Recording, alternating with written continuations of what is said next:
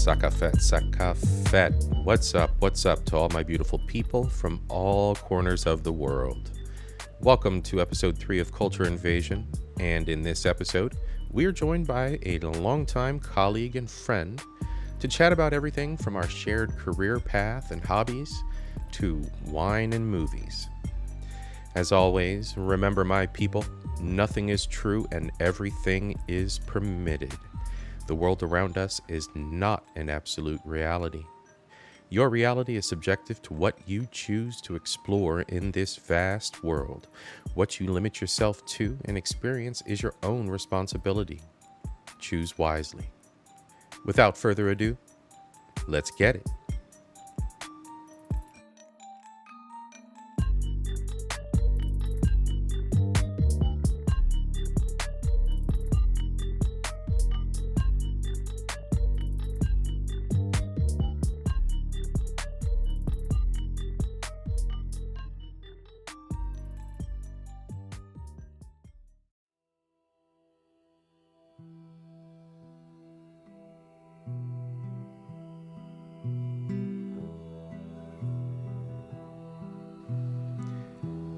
In the early 17th century, a tax collector by the name of Miguel de Cervantes authored a series of books, fanciful books, centered around a main character by the name of Alonso Quijano.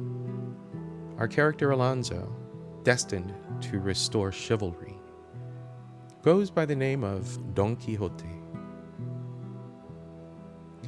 Don Quixote, on his adventures, befriends a simple farmer by the name of Sancho, and off they go on these idealistic adventures. In order for his adventures to take place and for him to travel from village to village, Don Quixote is not only accompanied by Sancho, but his trusty steed, Rocinante. The Rocinante, also taken from the books The Expanse, a series written by James S.A. Corey. The Expanse is a science fiction novel series set in a future where humanity has colonized the solar system, and it follows a band of protagonists that name their ship the Rocinante. When our band of protagonists in the novels The Expanse join together, thrust into the center of a conspiracy that threatens the entire galaxy and has political parties from 3 different factions, all at each other's throats. The obstacles that they're going to face, the people that they'll meet along the way, the threats, the unknown, all of this coursing through their minds as they set out for this journey. They only see it fit to name the starship the Rocinante, taking from the novel insanity as it can be described that Don Quixote was going through, and the balances of idealism that something good can come out of their actions. They choose the name Rocinante to embody all of that. Just thought I would share a little bit of a cross-section between literature and inspiration for sci-fi. And today we are here with Dave Lukens. Hi. You and I met maybe, how many years? 13 years ago. 12, 13 years, I think. Yeah. It was late 2000s. Yeah. Mid to late 2000s. Yep. I drank so much tea. And then, And I was running the data analytics and data normalization departments. yep, I was in data collection and normalization stuff. Yep. And we did that until that industry basically imploded and that employer imploded. And we moved on to bigger and better things. I followed behind you, worked for the libraries. Yep. And then we moved on to bigger and better things. Much bigger, much better. Much bigger. More bigger, more better. For sure. But yeah, let's see. I'm a geek. I hesitate to say, but maybe even an alpha geek. Yep. Do a lot of 3D printing stuff, a lot of science fiction stuff, a lot of technology stuff, a lot of making of things stuff, crafting and maker type activities. I like music, particularly stuff from the 60s, 70s, and some of the 80s. Let's see what else. I read a lot. I've been chewing through the Silver Ships series of books lately by J.S. Walker. Yep. And I think I'm on number 12 or 13. And yeah, I've been chewing through them as little as one day a piece. That's awesome. Audiobooks makes it really, really easy. Yes. Really easy. Go for a walk, toss on the headphones. 3 hours later, you're a third of the way through a book. We're both what? Linux guys, Windows guys. I'm more of a Windows guy. I'm much less of a Windows guy than I used to be. Mm-hmm. Those days are probably long behind me doing any Windows administration. But yeah, old-time Unix geek, or as they used to say, the Unix pukes. Yep. I remember running Linux before it supported hard drives back in like 91-ish, maybe 92, where it was a dual floppy system. Mm-hmm. So yeah, it's been a while. And then, over at the libraries, that's the last time we dealt with mainframes. Oh, I'm still dealing with them now, but Oof. yeah, some of the biggest consumers of mainframes in North America. We're starting. Shaw. Yeah, I've been dealing with databases for the last couple of years as well, basically big distributed ones that, if you configure it properly, will survive the loss of California falling into the sea. Nice. So, yeah, prides itself on resilience over everything else, resilience and consistency, Mm-hmm. and yeah, everything at that point is a scrabble to pull back as much performance as you can get in order to still meet your DR needs. Nice. So, to start off with, I have one question for you, and then we're just going to have fun, and we're just going to chase windmills. If a movie was made about your life, what would the title be? So you mentioned that to me earlier, Yep. and I misheard it. Okay. I heard it as, what would your biography title be, which would be different. So the book would be, I Ate What? As the title. I ate one. Yes, but it has to have that uplifted, confused voice at the end. Right? What? Because I love food. I love to cook. I love to eat. Mm-hmm. I like to try new things. And I'm a bit oblivious because I don't necessarily pay attention to what's going on all the time. So, yeah, that sentence kind of sums the whole thing up. And, but yeah, I'm curious. I want to try things. I want to learn, especially with food. I like food a lot. Probably my number one coping mechanism.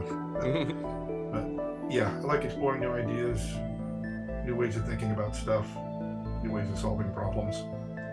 But there's also a lot to be said for, if it ain't broke, don't fix it. True. If you have a solution that works, lean into it. Yep, very much so. And then once you land a firm base to that solution, just build upon it. Oh yeah. In terms of a movie, though, Mm-hmm. I don't know. Does it have to be, based in reality at all? No. Oh, that'd be the next Star Trek movie. I want more Star Trek. Awesome. I think my movie title would be Son of a Garlic Farmer, some kind of pseudo-epic of a coming-of-age flick of a young man living on a third-world island, joining Vietnam, Forrest Gump style, doing the time jumps to moving to Cleveland, Ohio, and starting his family kind of thing. I think that'd be The land of the Cleves. yeah, the land of Cleves. Oh, yeah, we got that in common too, don't we? I'm from there, Yeah. and you went to school there. Yep, I was there for 6 years. Mm-hmm. Blast from the past. I visited, when was that? I guess it was about 7 years ago now. Mm-hmm. And for a reunion event. And it was hard to recognize a lot of stuff, especially where I lived, because it was far more green. Things were taken care of. A bunch of the buildings that had been there when I was there were gone, and new ones were in their place. Or more appropriately, the fields had now had buildings in them, and where the buildings had been are now fields. Yep. It was kind of strange, and everything had a lot of polish to it, and things were clean.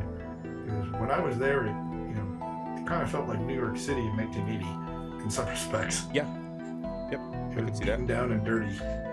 Because there were places that when I was in school you rarely went to, and now they're filled with condos. Yeah, they're doing. You would not go to those blocks, and now they're in Yuppieville. They've got gentrification all the way up behind Cleveland Clinic, all the way up through the Museum District. Yeah, all the way down Euclid. All the way down Euclid. Yep.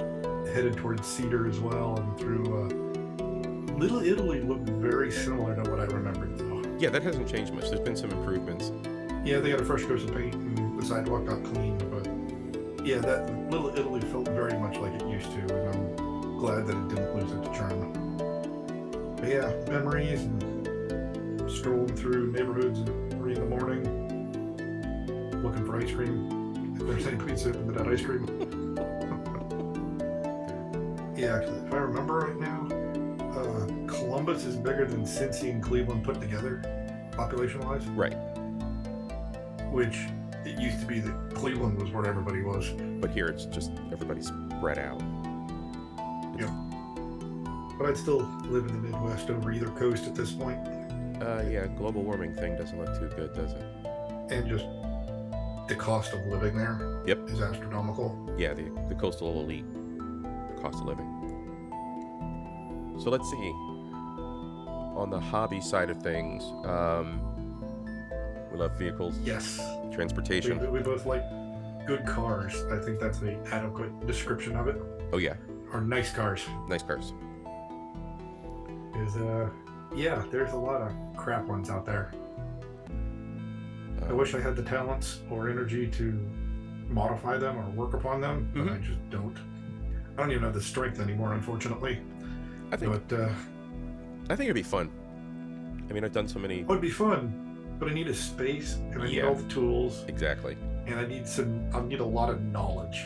I don't have right now. I've got just enough to be dangerous in both tools and in knowledge. And I think I've never done a rebuild of anything, transmission or otherwise. I've never done anything like that. I've never done a suspension job, but I've done everything else on a car. I think the most involved thing I've done is a brake job. I think the most fun I had was when I had the 325 IS. It was a 89, 88. You had a lot of fun with that car. Yeah, it was a pain in the ass, but the fun that I had so the discovery of the fact that Mustang 5.0 fuel system parts of the same year are a direct swap. I think that blew my mind. Injectors, everything. I just swapped everything right out with Mustang parts. And that means they're available on every corner. Yep. The fuel pump, everything, and it worked perfect. Yeah, my current toy doesn't do that. You go to the factory warehouse. That's the only thing you can do. Oh yeah. So I caught the latest episode of Mighty Car Mods, and then I think I spiraled into Subaru land and found out that I can upgrade my turbo on this model and all the turbo related pieces parts, but then I'll probably blow the CVT out. So not surprised by that, because CVTs are good for up to about 350 horsepower or so. Beyond that, they start to get more fragile than you would like. Yeah, I think I can. It just can't handle that much power. So I really wonder with, so like the Japanese, it's like the gentleman's agreement. Was it the agreement between the automakers that after World War II that they would not make their vehicles go X many miles per hour faster or have many horsepowers? Yeah, that started in Europe. Okay. Yeah, it was a handshake agreement, and a bunch of them violate it continuously. Yeah. I'm almost certain. Yeah, stuff like the Audi RS series. Some of those don't have the 155 mile an hour limiter on them. Black Series AMG Mercedes do not have the limiter on them for the most part. And anytime you put an aftermarket ECU in one of those fast cars, yeah, the limiter's gone. Yeah. See, I'm Camp Subaru, you're Camp Mercedes. Yep. Yours is a lot more affordable than mine. Oh yeah, for sure. But yours is a rare bird too. So. Yep. It's 10 years old. Still does 0 to 60 in under 4 seconds. And there's nothing I can justify for what I paid for it now that's even close to that. Right. Then you have the quality creep. Things aren't as well made or designed. Yep. As well designed, rather. Even more designed for failure. Mm-hmm. That's another thing that kind of pushed me into 3D printing. It's like, all right, if I do something and I break it, I can print another one. Yeah. 2 hours later, and another one spits out of the printer. Yep. And like the RC car on 3D printing. Yeah. I know it's a 3D car. You are going to break things on it. Oh, yeah. It's just the nature of what it is. Yeah. And I can throw it at the printer and get a couple more parts out of it half a day later. Are those pretty modular? Well, you have like the base plate. And then yeah, all the it's other... made up of dozens of parts. So you just replace the ones you broke. Okay. And everything's screwed together. It's not like it's one monolithic piece or anything. Right. Okay, good. So it's a whole bunch of components. You might have to do a little finishing work on it, a little sanding to clear out some burrs or get rid of some support material. But yeah, you can just print off more parts, bolt them right on. You break something. And then I think you told me before, so if you want something that's made out of a heavier, tougher material, that's... Yeah, you can buy spools of that if you want. Okay. But yeah, the easy to deal with, on every corner type of stuff is PLA, one of the plastics. Mm-hmm. It's relatively strong, but it doesn't handle heat well. So for example, you don't want to print 3D printer parts, which involves lots of heat, with PLA. But you can buy spools of other plastics like PTE or ABS or ASA, which is a lot more heat tolerant. Yep. But of course, you gotta print it at a much higher temperature and so forth and so on. But so do you have to change mostly out? print PLA. You have to change out. So when you do anything other than PLA, you have to change out the actual print head as well for the higher temp stuff. No, most of them are capable of printing like ABS and so forth on their own. You just set the temperature far higher. Okay. And of course, it gets a lot warmer. So that makes sense. I came across a thread. Guys were discussing Nerf blaster parts, and somebody mentioned leaving a Nerf blaster in a hot car. It melted. Yep. It started melting 3D printed parts that were inside. It warped them. Yeah, that'll be PLA. Yeah, and it also affected the hot glue because they didn't use pro hot glue. They used craft glue. Hot glue, yeah. 30 cents a stick, hot glue sticks. That type of stuff, like you buy the bulk bag off Amazon for $5 and there's 48 sticks in there. It's great as long as you keep whatever it is under 120 degrees. Right. Because as soon as it gets over 110 degrees or so, it starts to soften up. And if it's in a hot car in the sun and it hits 130 or 140 Fahrenheit, it'll just start to ooze and separate. Yep. But if you're not putting it in high temperatures, great, cheap stuff. Mm-hmm. All right.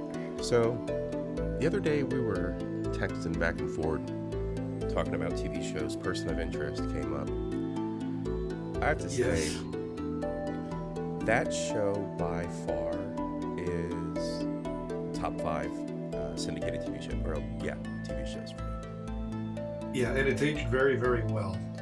I'm rewatching season 1 right now. I'm about halfway through it, and it still holds.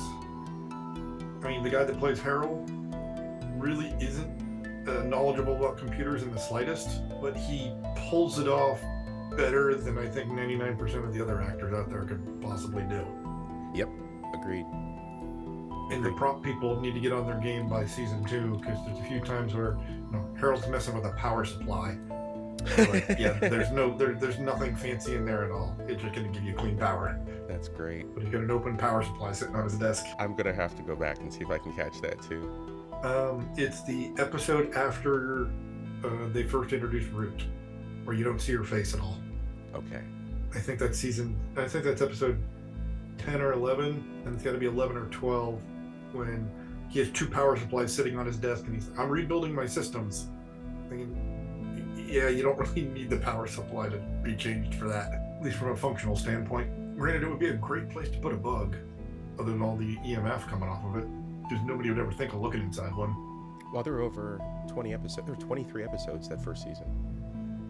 Yeah, they averaged about 20 episodes a season. For what, 5 years? Mm-hmm. So in the beginning, when we were talking about it, I laughed because you said it holds up from a social perspective too. Yeah, from a story, and they were. Granted, now we look at the cell phones they're using and that from 10 years ago, and we all chuckle and laugh. Yeah. But the fact that everybody had a cell phone then is kind of a new topic, especially on TV. Yep. Or that they had multiple and they were just going through burners. And the post 9/11 surveillance state, or what we call the Patriot Act. Yeah. Horribly misnamed. Horribly misnamed. Talk about a whitewash on it. Right. I don't want to slide down the slippery slope and land in the minefield of politics, but as far as from a technology standpoint, you and I saw that train coming a mile down the road. Yeah, I saw that in the late 90s. Yeah, at the end of school, I was taking a graduate level algorithms, and if I remember right, we spent like a month on how the RSA algorithm works in terms of public-private key pairs and so forth, encryption. Yeah. And I believe it was either the midterm or the final exam. There was a question of, you have the public key for this thing. There are 2 computers on campus talking to each other, and the instructor wanted us to go through a bunch of math to reduce the possible key space you'd have to look at to decrypt those messages. And I wrote something to that effect on there, but at that point my math was failing me. I was at the limit of what I could do mathematically, and said, but in the real world, what you're going to do is get yourself a 3-pound sledge and go knock on the door on the other side of campus and steal it. If you want the message, that's what you're going to do. Right. That's far simpler. Right. And I think that's still the case today. You can get physical access to it. That's way easier than running through a brute force key space attack. Yeah. You know where the thing is. I mean, granted, with VMs now, it can be anywhere within a building. Not like that. Back then, there were individual servers still. And you didn't have virtual machines. You didn't have VMware. You didn't have KVM or any of that stuff going on. Exactly. It was all physical. Yeah, virtualization didn't exist back then. So it was figure out what room it's in and go knock on the door. And sneaker net it out of there. So never underestimate the throughput of a station wagon full of TK50 tapes. The latency is absolutely crap, but the throughput is phenomenal. A dump truck full of tapes. A dump truck full of tapes. From a perspective of a person of interest, we'd never see one centralized machine. I mean, there were 2. There was Samaritan and then the machine, right? Right. And we're probably not going to know it until it's far too late. But in going through lots of science fiction stuff, what we think of as... So let's say we write some software that eventually does become conscious and self-aware. Do you really think it's going to appreciate being called artificial? intelligence? My guess is not. Not. And we need to find some construct that doesn't use the word artificial. Right. Because once something becomes conscious, it's not artificial. Right. It might be grown or manufactured or assembled, but it's not artificial at that point. Yeah, it passes the threshold. At that point, the label artificial intelligence is degrading. Yeah, and it's not to say that there's a true conscience there, but there is the collective of all the processing that is helping it to or When package something that. appears to be conscious, doesn't matter if it is or it isn't. Because by demonstrating it's demonstrating that it can be, or it can fake it, it is. The Turing. I mean, it's fundamentally a Turing test of if a piece of software becomes intelligent enough that you can't tell it's a piece of software, Right. The Turing. then does it matter whether it was software or not before that? I guess it speaks to capabilities as opposed to origins. The cognitive capabilities, or what we understand cognitive capabilities to be. Mm-hmm. That part of it. And consciousness and self-awareness, whether that comes from a bunch of neurons or a crap load of electrons in circuits, doesn't matter. Not really. So let's see. We've got person of interest. Then we've got the namesake of this episode, the ship from the Expanse, the Rocinante. Yep. The Expanse. That show is awesome. Those books are awesome. Yes, they are. I heard rumors there might be one more season of The Expanse. I'd like to see that. But I have the feeling it's a definite maybe at this point. And I'm big into a lot of many of the Star Trek series. Pretty much anything science fiction that doesn't suck, I'll watch it. I do like the Orville a lot. The Orville's awesome. I like Lower Decks a lot. And I also love Resident Alien. Now, Resident Alien's one I have not checked out. It's on my long list. So yeah, it's Alan Tudyk plays an alien that comes to Earth and gets stranded. He employs camo to look human, and then after that he pretty much plays a confused person with no social context who gets suckered into being the town doctor, because of course the form he took was of a doctor who was living just outside of town. So yeah, he gets drafted into being the town doctor when the town doctor in episode 1 dies. It's like 2 minutes into the first episode the guy dies. So he's an alien, so assuming he has no knowledge of anatomy or anything, right? So so the show's... He uses the internet a lot. Oh, shit. It relies upon the nurses quite a bit, but that's only a small piece of it. It is a really fun show to watch. It is not terribly heady. Okay, good. So it can be casually approached. Mm-hmm. And Linda Carter is in it as well in season 2. Really? She plays the head of MIB, or the equivalent of MIB. Yeah. So yeah, a really hard-ass Linda Carter. And she does a great job at it. That's awesome. But anything with Alan Tudyk in it's going to be amazing, and it is. Yeah. He's a sci-fi staple. Oh yeah, he's been in so much stuff. But yeah, Firefly's another big show I like. It's way up on the top of my list. Boom, exactly. That's another one. And one more I will call out that is always a fond watch of mine is the BBCA back in 2016 and 17 did 2 years of Dirk Gently's Holistic Detective Agency. Yeah, I think you introduced me to that. With Elijah Wood. Yeah. And it is just absurdity piled on top of absurdity, piled on top of more absurdity, piled on top of an enigma. Yes. It's just a romp. I mean, it's pour yourself a glass of bourbon and just giggle as the screen flickers at you, because it's just a romp. Snoop Dogg owns 19 Crimes. Yes. Which is a really good wine. I saw a new one.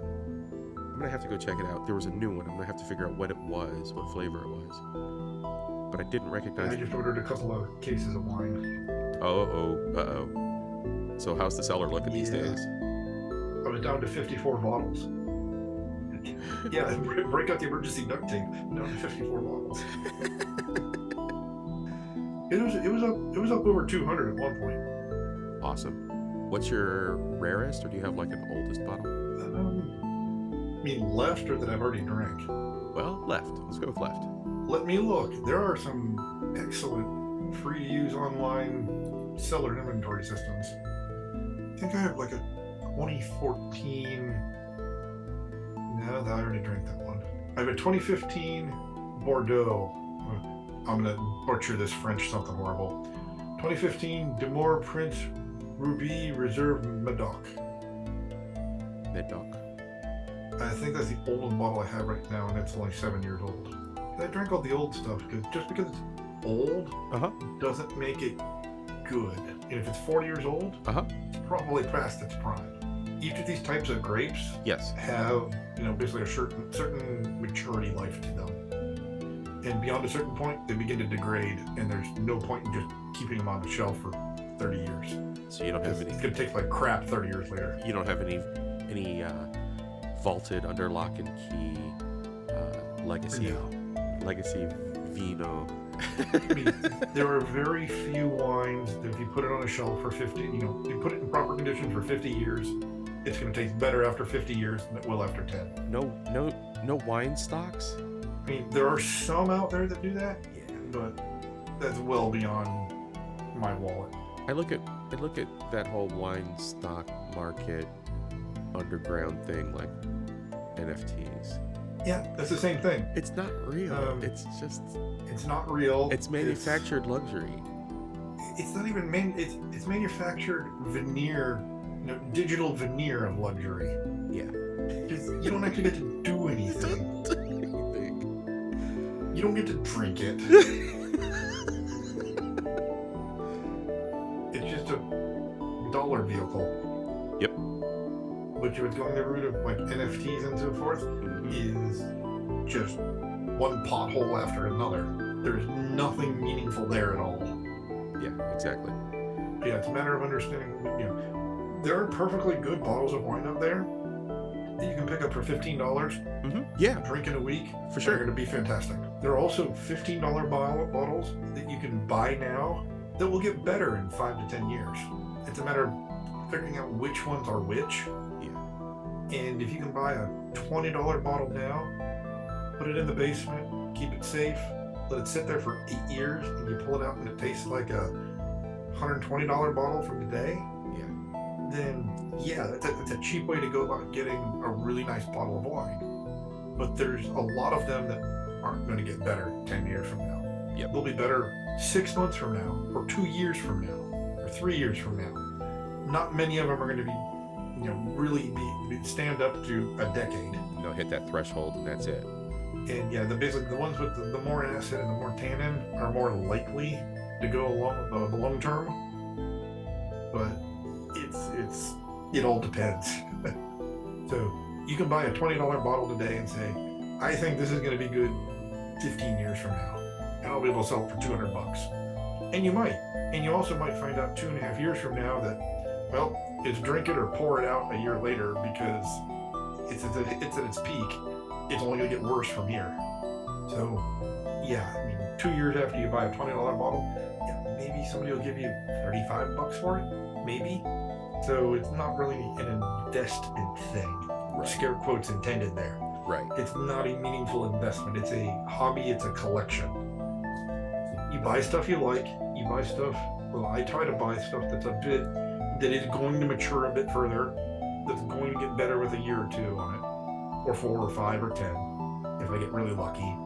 And I'll just put it in the wine cellar in the basement and leave it there. And if, every year I go and look at all the charts and see what all the experts say, what is going to be the peak time for this thing. And I may get lucky and they say, oh, the peak for this one, like I have one here that is, the projected peak for it is 2026 to 2036, which is a few years away. I mean, that's a decade-long span. That's a really long span. Right. And I have other ones that I bought 2 years ago that I thought, it'll take about a decade for them to get ready. And now I'm looking at them and they say drink between 2021 and 2023. And we're in late 2022. It's been sitting on the shelf for a year. So, yeah, it's not going to get better past this winter. It just isn't. It'll start degrading next summer. So, gotta drink it between now and then. Then I have other ones where people, you can tell just people are guessing. There's one here that the various experts say 2017 to 2034. What? So that's within that range, it can mature. It's sometime in that span. They say it's going to be at its peak. That's a heck of a We know spread. after 20, that's like a 15-year spread. So, yeah, they're just guessing. So yeah, it was 2017 to 2034, and it was bottled in 2017. Wow. Which means nobody knows. Nobody knows. They're guessing. That's a too huge of a spread. I mean, most of the time I'll have like a 2-year spread where, here's going to be the peak between 2022 and 2024. Is there even And like that makes sense. Is there like a cross-reference even? There are charts that are generated every single year. Okay. About, this type of grape from this area. Yes. From this year. Yes. It's expected that's going to mature between 2027 and 2030. So But those are the charts I usually lean on. Right. Okay. And granted, individual wineries will be different than the average. On average, That makes sense. those charts aren't a bad one to run with, because you at least have a sense of what might happen at that stage. Yeah, some of those spans are ridiculous, where they're like 12 or 13 years long. There's other times where it's like a 6-month span that is recommended for it, because this thing was not done entirely great, and it's you're gonna want to drink it between December and May. And that's it. After that, you're not going to want to drink it at all. So I guess I will give a plug to Cellar Tracker, which does a very good job of making a big database of all this stuff that you can put your own inventory into with a phone and a bar scanner.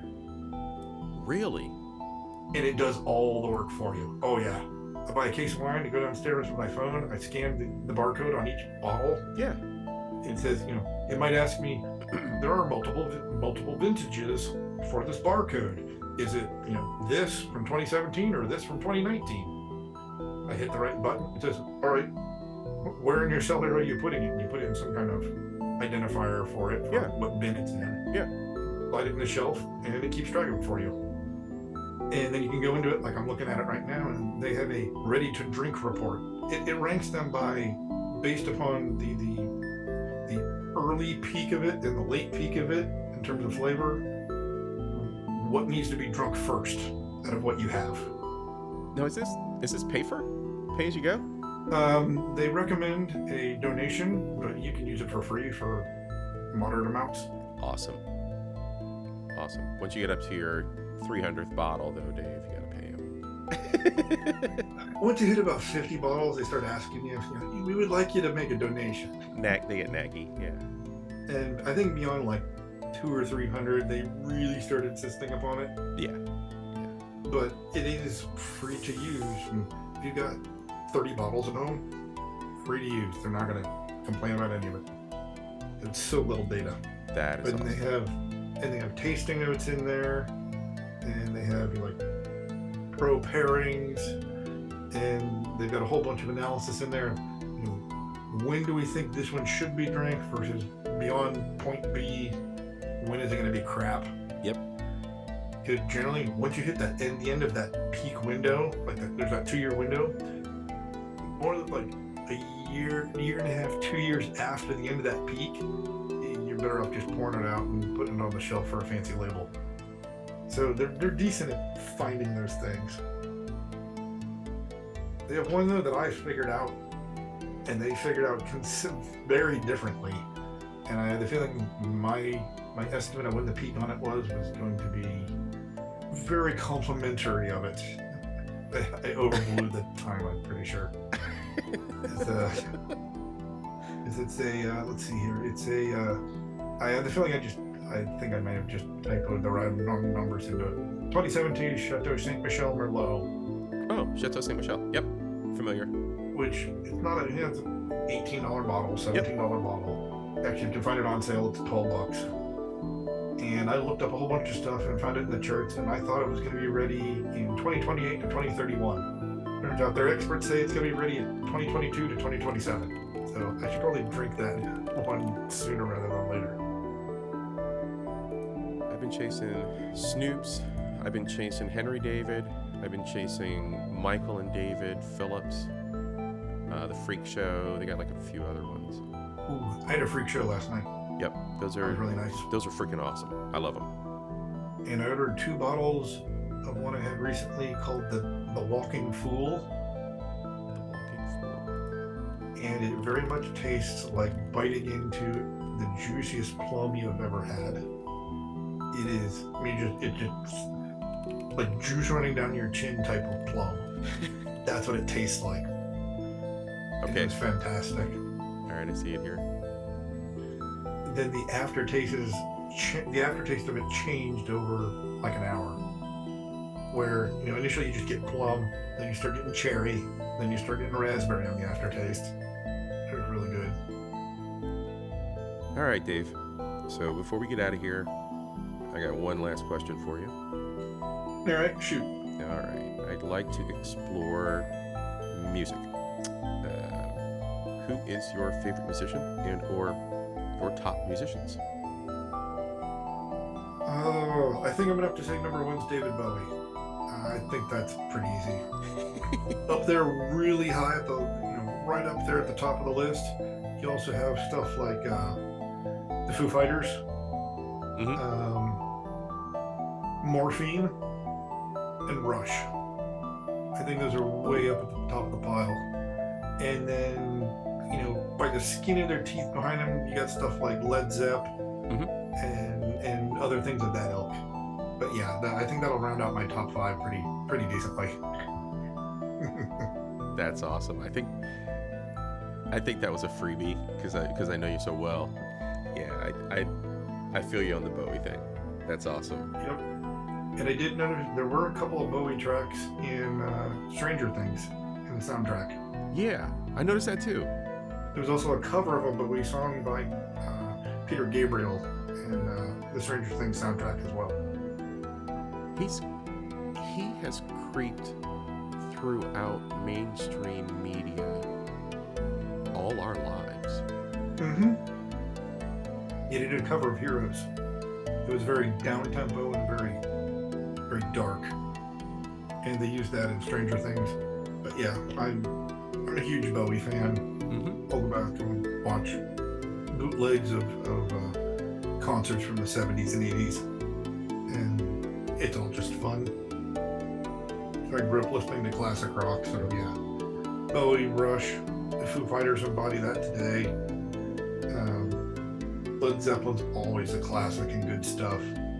Morphine is always a big enjoyment of mine because just drum and bass blues with the saxophone played the guitar part. Barry sax playing the guitar part. It was just cool. Nobody realized it was cool, but it was sophisticated. Yep, I agree. Stuff like that. So that's pretty much where my head goes a lot of the time, music-wise. All right, what Bowie track can I find quickly? I'll throw that on. Just gonna take your mind away. Yep. And of course, Chris Hadfield's rendition of Space Oddity when he was on the ISS. So he did that, like 10 years ago? And he did that just for fun originally. And David Bowie thought it was so impressive. Of course, he said, you guys, NASA did a better version of that song than I did. That he licensed the rights to the song to them for 1 year for $1, so that they could run that video all the time. That's awesome. And I believe when he passed away, he said that the version they did, they could have the rights to. But overall, he could control the rest of the song. His estate. Yeah.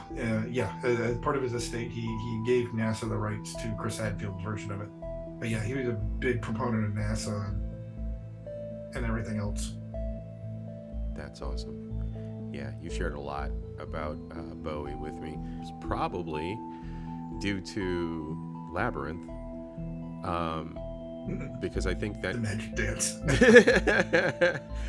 I think with all its I quirks, know that was background noise when I was a kid. what was his character's name? Jareth. Yeah, the Goblin King Jareth. And you can tell that they all had so much fun making that movie. Yeah. With Jim Henson's Creature Shop involved. Yep. They had so much fun with that movie. Yep. Definitely. That reminds me.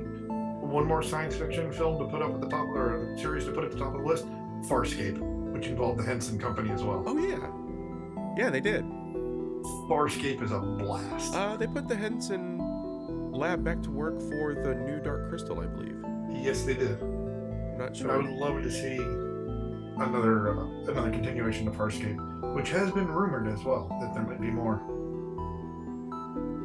So, as we close out, Dave, you have any words for our audience? Any wise quips that you'd like to share? Don't do anything I wouldn't do, but if you do, name it after me.